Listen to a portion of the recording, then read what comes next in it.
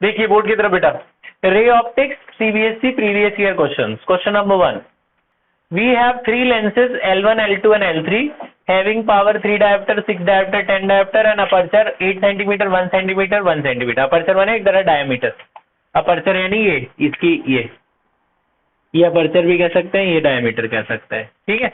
तो आप क्वेश्चन क्या था, क्वेश्चन है out of these three lenses which one you prefer for objective and eyepiece.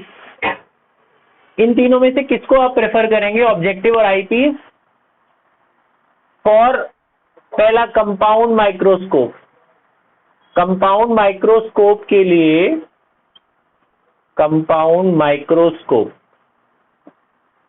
इनमें से कौन ऑब्जेक्टिव होगा और कौन आईपीस होगा, ये पहला पार्ट है क्वेश्चन का। दूसरा पार्ट है एस्ट्रोनॉमिकल टेलीस्कोप के लिए कौन आईपीस होगा कौन ऑब्जेक्टिव होगा।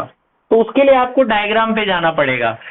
कंपाउंड माइक्रोस्कोप याद है, बोर्ड की तरफ ध्यान, इधर कंपाउंड माइक्रोस्कोप कैसा दिखता था, ऑब्जेक्टिव इसका लेंस छोटा होता था, आई पीस बड़ा, याद है। कंपाउंड माइक्रोस्कोप में ऑब्जेक्टिव का अपर्चर छोटा और आई पीस का अपर्चर बड़ा, है ना। तो अपर्चर से देखा जाए तो ये दो छोटे, अपर्चर देखा जाए तो दो छोटे नहीं है, तो इन दोनों में से एक ऑब्जेक्टिव होगा। ऑब्जेक्टिव कंपाउंड माइक्रोस्कोप में छोटा होता था अपर्चर, आईपीस का अपर्चर बड़ा होता था, लेकिन अपर्चर से सिर्फ पता ही नहीं चल रहा, ये भी छोटा है ना और ये भी छोटा, दोनों 1 सेंटीमीटर, इन दोनों में से एक ऑब्जेक्टिव होगा। तो ऑब्जेक्टिव ऐसे खाली अपर्चर से नहीं पता चल रहा। मैंने आपको बताया था माइक्रोस्कोप इस्तेमाल किस लिए करते हैं, छोटे ऑब्जेक्ट्स को देखने के लिए। तो अपर्चर छोटा होना चाहिए, पावर ज्यादा होनी चाहिए ताकि छोटी चीज को बड़ा करके दिखाए हो। तो इन दोनों में से पावर किसकी ज्यादा दिख रही है आपको, इसकी, है ना। तो L3 आप इस्तेमाल करोगे ऑब्जेक्टिव के लिए, रीजन लिख लोगे ब्रैकेट में, क्यों इस्तेमाल करोगे, having small aperture and large power, aperture छोटा पावर ज्यादा, है ना।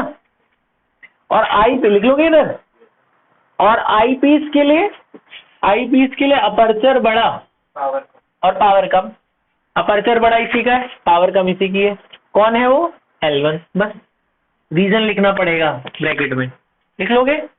अगला एस्ट्रोनॉमिकल टेलीस्कोप, ये तो कौन था, माइक्रोस्कोप।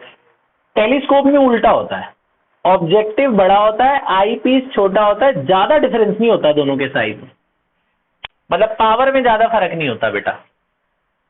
इसका अपर्चर छोटा होगा आई पीस का, ऑब्जेक्टिव का अपर्चर बड़ा होगा, पावर में ज्यादा डिफरेंस नहीं होता, पावर इसका बड़ा इसका छोटा, ठीक है। लेकिन बहुत ज्यादा, जैसे इनमें तो बड़ा फर्क नहीं है, ये इसकी देखो 10 है पावर और इसकी 3 है, बहुत फर्क है ना, इसमें ऐसा नहीं होगा। तो इसमें क्या है कि L1 तो आप इस्तेमाल करेंगे उसके लिए, L1 किसके लिए इस्तेमाल करेंगे, ऑब्जेक्टिव के लिए। ऑब्जेक्टिव के लिए क्या इस्तेमाल करेंगे, L1। क्यों इस्तेमाल करेंगे L1, क्योंकि large aperture and power comparable होती है, पावर स्मॉल होगी। और अब बारी किसकी आई, आई पीस की। आई पीस का अपर्चर छोटा होगा और पावर ज्यादा होगी, लेकिन इन दोनों में ज्यादा डिफरेंस नहीं होता पावर का, तो L2 इस्तेमाल करेंगे आप।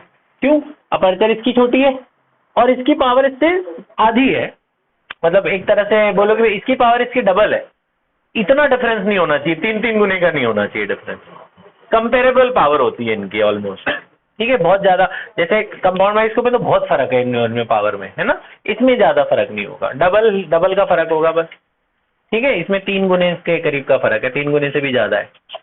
बात समझ में आ रही है, डायग्राम याद रहेगा तो ऑब्जेक्ट में, ठीक है, हो जाए।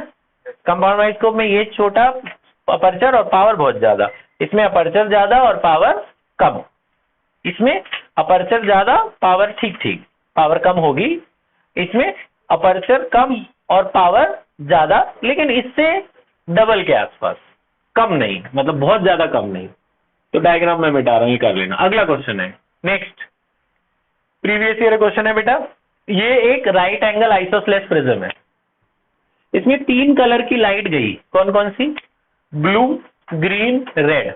इनके रिफ्रैक्टिव इंडेक्स दे रखे हैं। पहले का रिफ्रैक्टिव इंडेक्स रेड का है 1.39, ग्रीन का 1.44, रेड का 1.41, ब्लू का, ब्लू का रिफ्रैक्टिव इंडेक्स कितना है 1.47। इसमें बोला है कि कौन सी लाइट बाहर निकल जाएगी और कौन कौन सी लाइट अंदर TIR शो करेगी। आपको याद है TIR, टोटल इंटरनल रिफ्लेक्शन, तो कौन सी शो करेगी, वो कैसे पता चलेगा। तो आंसर सुनो, मैं आपसे एक छोटा तरीका बता रहा हूं। अच्छा, इसके क्वेश्चन के दो पार्ट थे, मैं आपको लिखवा दूंगा। पहला पार्ट ये था, दूसरा पार्ट ये है, if this prism is replaced by an equilateral prism, equilateral में तीनों एंगल 60-60 डिग्री के हो जाएंगे ना, तब क्या होगा, यही तीनों कलर फिर से उसमें डाली जाए तब क्या होगा।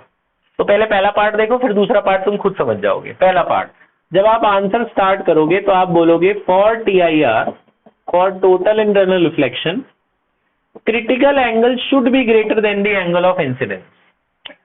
क्रिटिकल एंगल ऑफ इंसिडेंस से ज्यादा होता है, उल्टा बोल दिया मैंने, angle of incidence should be greater than the critical angle. आपका एंगल ऑफ इंसिडेंस अगर क्रिटिकल एंगल से ज्यादा हुआ तो ही TIR होगा, वरना नहीं होगा। आपका एंगल ऑफ इंसिडेंस याद है आपको, TIR कब होता था कि आपका angle of incidence, critical angle क्या होता था, जब एंगल ऑफ रिफ्लेक्शन 90 डिग्री हो, एंगल ऑफ रिफ्रैक्शन 90 डिग्री, ठीक है। तो आपका ये एंगल इससे ज्यादा होना चाहिए, ठीक है।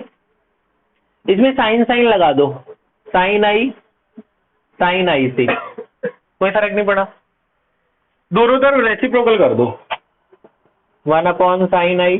ये क्यों कर रहे हैं अभी आपको मैं बता रहा हूँ। रेसिप्रोकल करने से इनइक्वालिटी बदल जाती है, पता है आपको। जैसे मैं आपसे कहूँ 5 बड़ा है 2 से, है ना, 5 बड़ा 2 से, लेकिन अगर 1/5 और 1/2 कर दिया जाए तो 1/2 बड़ा है 1/2 कितना होता है 0.5, और 1/5 कितना होता है 0.2। अब ये बड़ा नहीं हो गया उससे, पहले इधर वाला बड़ा था ना।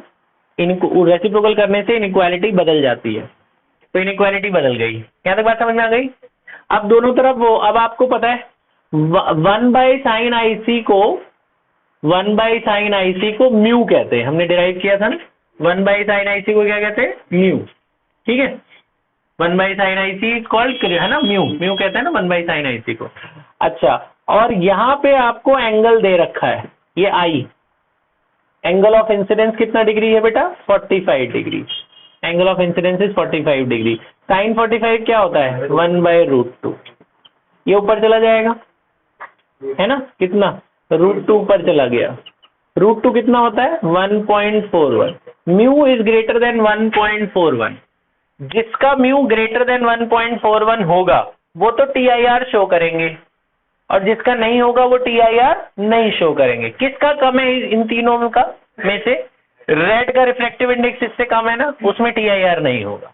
जिसका रिफ्रैक्टिव इंडेक्स 1.41 से बड़ा हुआ वो TIR शो करेंगे। तो कौन कौन कर रहे हैं, ग्रीन वाला कर रहा है, ब्लू वाला ये शो कर रहे हैं। TIR मतलब ब्लू वाली जाएगी अंदर मुड़ जाएगी, ग्रीन वाली जाएगी अंदर मुड़ जाएगी, TIR शो हो रहा है ना। रेड वाली जाएगी अंदर नहीं मुड़ेगी, बाहर निकल जाएगी। समझ रही है क्यों ऐसा हुआ, क्योंकि इन दोनों का रिफ्रैक्टिव इंडेक्स इससे बड़ा है 1.414 से, है ना। तो आप आंसर क्या लिखोगे कि ग्रीन एंड ब्लू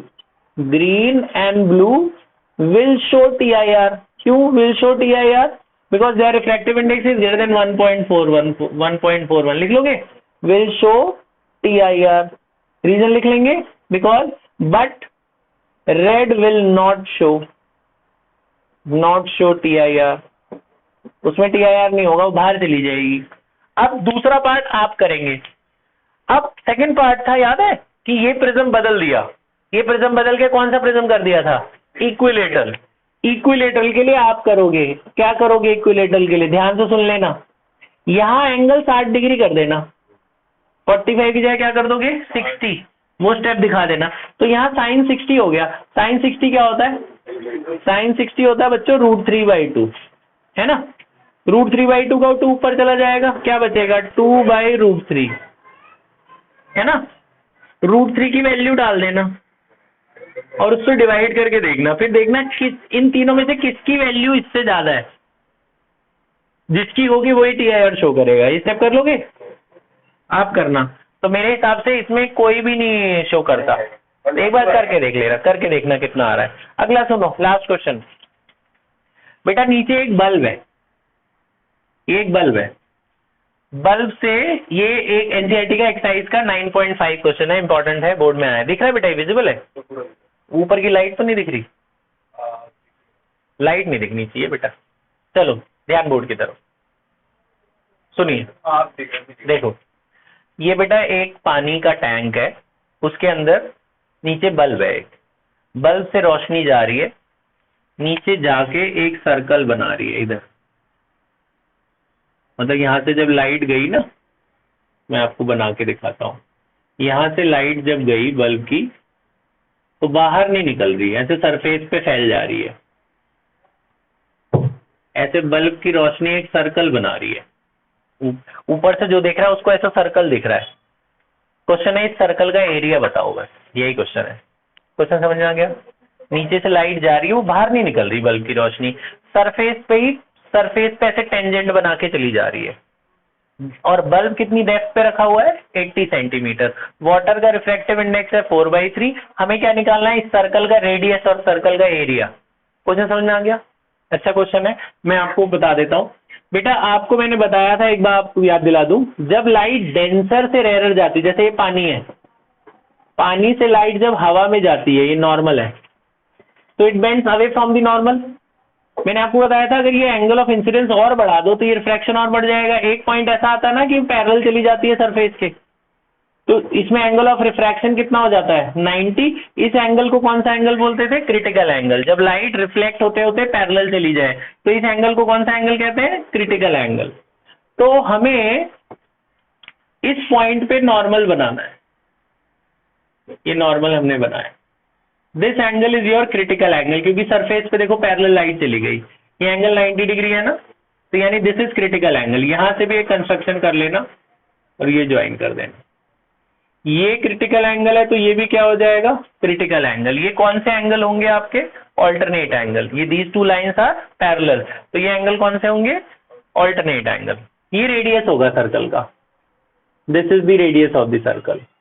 ठीक है, अब आप देखो इस ट्रायंगल को, इसका नाम O दे देते हैं, इसका A, इसका B, या चलो B। In triangle OAB, 2 minute, in triangle OAB यहां वाले से, ये बेटा परपेंडिकुलर है, ये बेस है और ये हाइपोटेन्यूज है। ये परपेंडिकुलर है, ये बेस, और ये कितना है? हाइपोटेन्यूज। इधर बोर्ड की तो ध्यान, ये 80 है, डेप्थ कितनी है? 80। ये 80 है ना, ये 80 है तो ये भी 80। हाइपोटेन्यूज निकाल लोगे? Hypotenuse square equal to perpendicular square plus base square. Hypotenuse square equal to perpendicular square plus base square. यहां से स्क्वायर हटेगा, उधर क्या लग जाएगा? रूट। यहां से ट्रायंगल से साइन IC निकालो। साइन क्या होता है? Perpendicular upon hypotenuse, P/H।